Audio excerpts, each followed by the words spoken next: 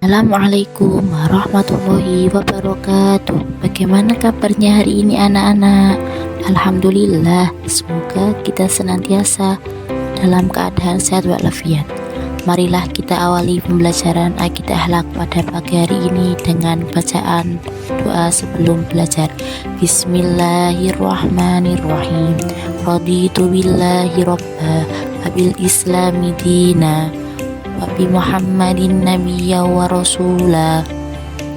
Rabbi zidni ilma warzuqni fahma birahmatika ya arhamar rahimin. Amin. Dan pada pagi hari ini kita akan mempelajari tentang akhlak terpuji. Akhlak terpuji yang akan saya sampaikan dalam kali ini ada 5 akhlak terpuji, yaitu tawakal, ikhtiar, sabar, syukur, dan qanaah. Akhlak terpuji yang pertama yaitu tawakal. Secara bahasa, kata tawakal diambil dari bahasa Arab yaitu wakalah yang artinya menyerahkan diri. Dan secara istilah, tawakal adalah menyandarkan permasalahan kepada Allah untuk memperoleh maslahat dan menolak mudarat dari urusan dunia maupun urusan akhirat. Sebagai seorang muslim, kita harus mengenali bentuk dan contoh perilaku tawakal.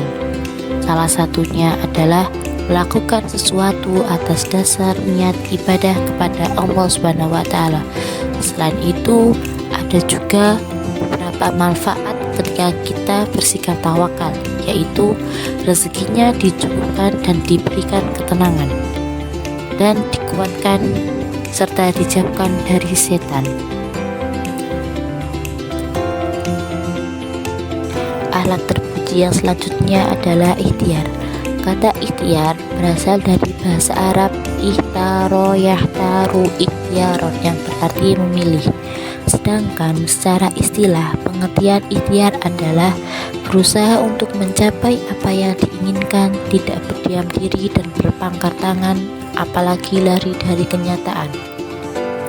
Sikap ikhtiar juga menegakkan sebuah harapan yang tinggi atau optimal di dalam jiwa.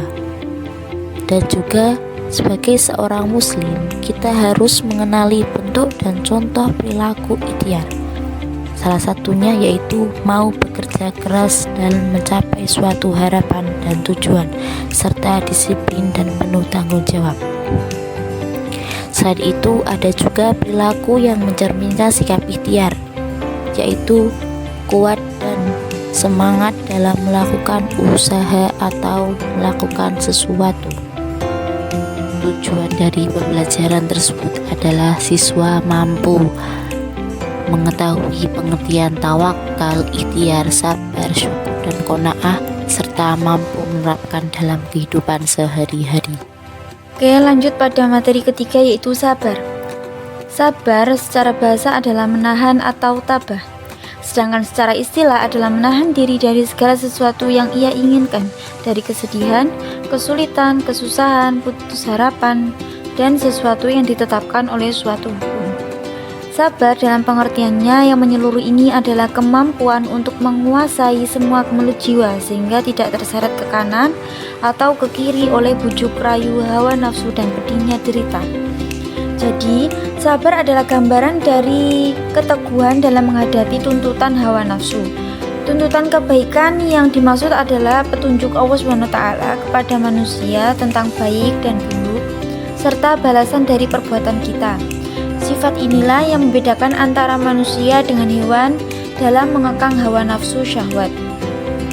Adapun yang dimaksud tuntutan hawa nafsu adalah tuntutan syahwat dengan segala keinginannya. Barang siapa yang mampu mengalahkan hawa nafsu, maka ia layak digolongkan sebagai orang-orang yang sabar. Akan tetapi, apabila dirinya dikalahkan oleh hawa nafsunya dan tidak bersabar untuk mengekangnya, maka ia termasuk golongan setan. Ya, macam atau tingkatan sabar dibagi menjadi 4, yaitu siddiqun, muqarrabun, mujahidun, wafilun. Yang pertama siddiqun. Siddiqun adalah orang yang benar lahir dan batinnya. Adapun yang termasuk tingkatan ini ialah para rasul, sahabat beliau, orang soleh, yaitu orang yang bersikap patut dan wajar menurut Allah. Yang kedua yaitu muqarrabun. Muqarrabun adalah orang-orang yang mendekatkan diri kepada Allah Subhanahu wa taala. Yang ketiga yaitu mujahidun. Mujahidun adalah orang yang berjuang keras melawan hawa nafsunya. Yang keempat yaitu ghafilun. Ghafilun adalah orang yang telah banyak kali kalah. Lalu aspek sabar. Pada dasarnya, apa yang dihadapi oleh manusia dalam hidupnya tidak lepas dari dua perkara, yaitu mengikuti hawa nafsu dan menjauhi hawa nafsu. Oleh karena itu, setiap orang butuh kesabaran dalam menahan dan mengendalikan hawa nafsunya dalam kehidupan sehari-hari.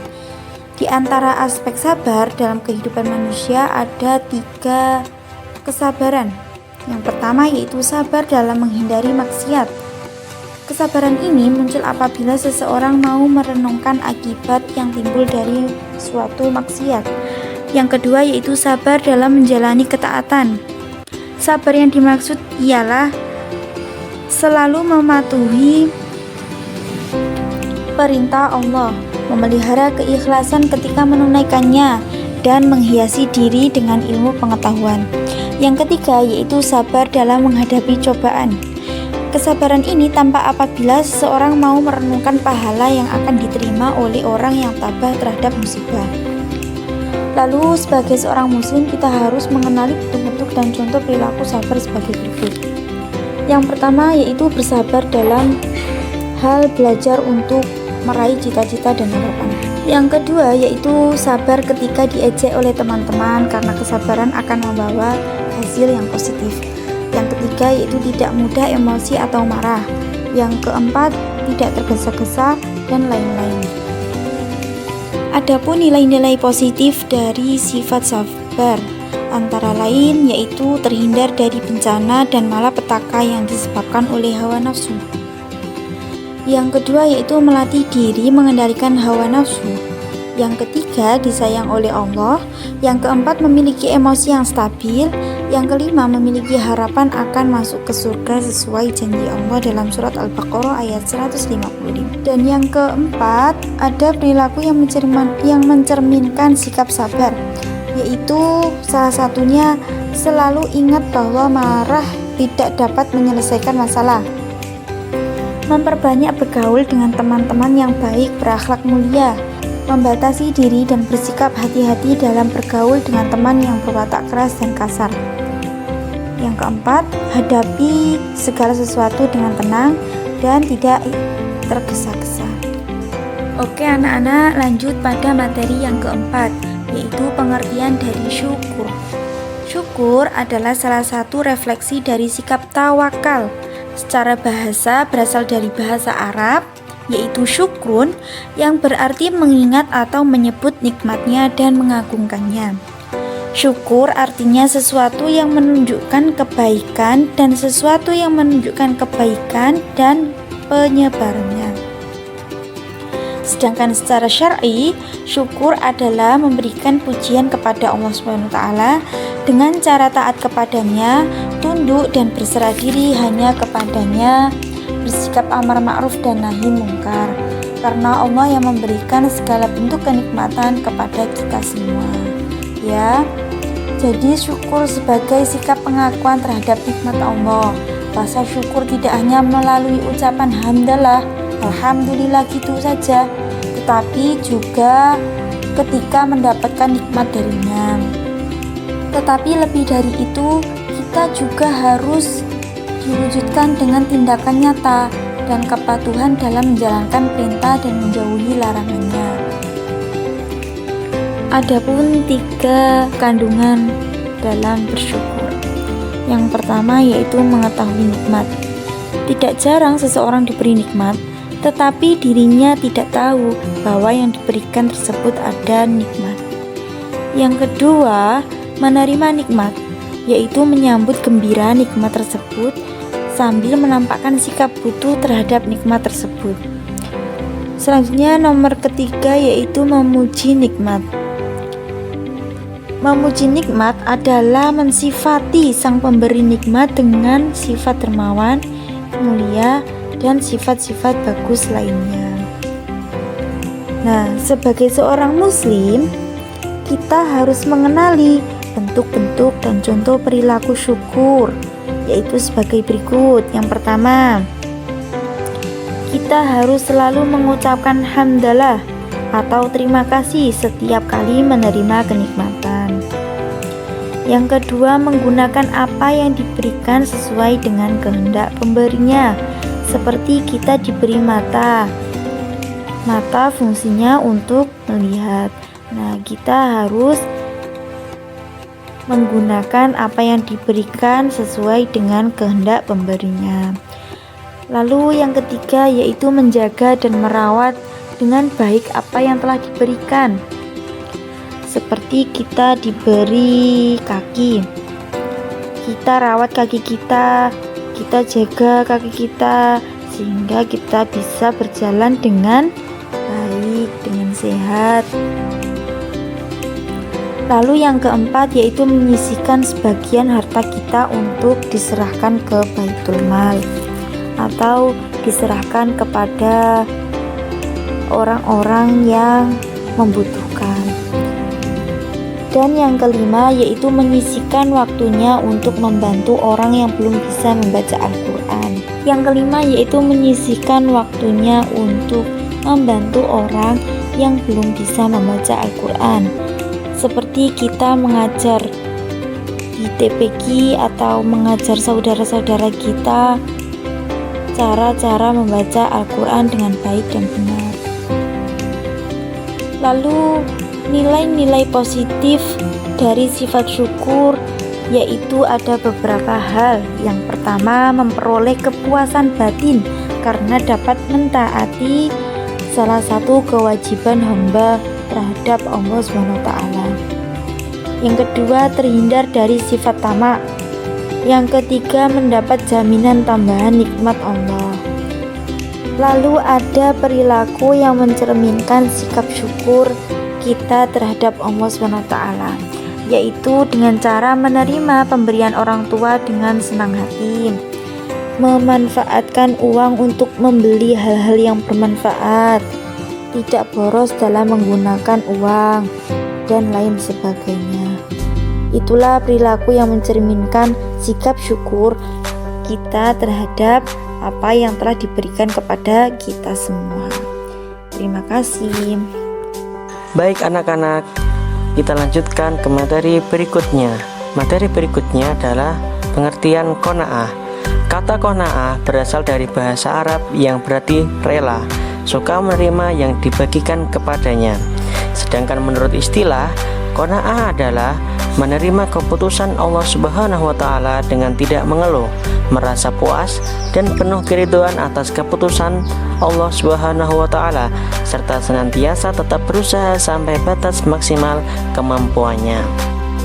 Menjadi orang yang kaya ini mungkin menjadi impian berjuta manusia di muka bumi. Rumah mewah, perhiasan, harta yang melimpah adalah simbol dari definisi kekayaan Islam sebagai agama fitrah, memahami betul kecenderungan manusia untuk kaya.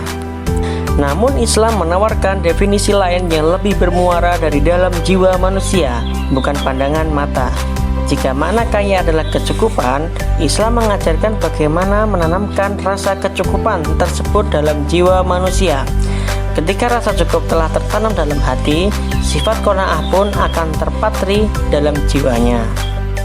Syekh Taj al-Din al-Dzakir berkata, tidak disebut qanaah orang yang rakus dalam makanan. Orang yang qanaah memiliki cukup harta, tetap hemat dalam belanja dan makannya sedikit. Rabi bin Anas berkata, sesungguhnya nyamuk dapat hidup karena lapar. Apabila kenyang, tubuhnya bertambah gemuk dan cepat mati. Begitu pula manusia, jika terlalu banyak makan, hatinya akan mati. Ini adalah perumpamaan dalam bersikap qanaah. Sifat qanaah harus kita tanamkan sejak dini, karena janji Allah Subhanahu wa Ta'ala bahwa Dia telah menjamin rezeki kepada semua makhluknya, sebagaimana firman-Nya, wa ma min dabbatin fil ardi illa 'alallahi rizquha wa ya'lamu mustaqarraha wa mustawda'aha kullin fi kitabim mubin. Artinya, dan tidak ada suatu binatang melata pun di bumi melainkan Allah lah yang memberi rizkinya, dan Dia mengetahui tempat berdiam binatang itu dan tempat penyimpanannya. Semuanya tertulis dalam kitab yang nyata, Lauh Mahfuz. Quran Surat Hud ayat 6. Ada beberapa hal yang diperlukan untuk membuat hati kita menjadi qanaah, yaitu sebagai berikut. Pertama, istiqomah terhadap Allah. Kedua, membebaskan hati dari penyakitnya. Dan yang ketiga, meningkatkan rasa syukur. Penjelasan yang pertama, istiqomah adalah sikap konsisten dalam menjalankan perintahnya dan menjauhi larangannya. Yang kedua, di antara sekian penyakit hati yang paling mendapat perhatian besar adalah riya, ujub, dan takabur. Dan yang ketiga, ada banyak hal yang harus kita syukuri. Betapa Allah akan marah kepada hambanya yang tidak mampu bersyukur dan akan menambah nikmat pada hambanya yang pandai bersyukur. Sebagai seorang muslim, kita harus mengenali bentuk-bentuk dan contoh perilaku qanaah sebagai berikut. Pertama, selalu ikhlas menerima kenyataan hidup. Kedua, tidak banyak berangan-angan. Ketiga, tidak bersikap iri terhadap kenikmatan yang diterima orang lain. Keempat, sudah cukup merasa senang walaupun ke sekolah dengan berjalan kaki. Kelima, merasa cukup dengan kondisi yang pas-pasan asalkan mampu menyekolahkan anaknya. Nilai-nilai positif dari sifat qanaah yaitu sebagai berikut. Pertama, terhindar dari sifat tamak. Kedua, dapat merasakan ketentraman hidup. Ketiga, mendapat jaminan tambahan nikmat dari Allah Subhanahu wa Ta'ala. Perilaku yang menunjukkan sikap qanaah yaitu sebagai berikut. Pertama, sering memperhatikan orang-orang yang lebih miskin daripada kita. Kedua, tidak sering memperhatikan orang yang lebih kaya agar kita tidak merasa kurang. Ketiga, membiasakan diri berlaku hemat. Keempat, biasakan bersikap ikhlas. Kelima, hindari kebiasaan berangan-angan.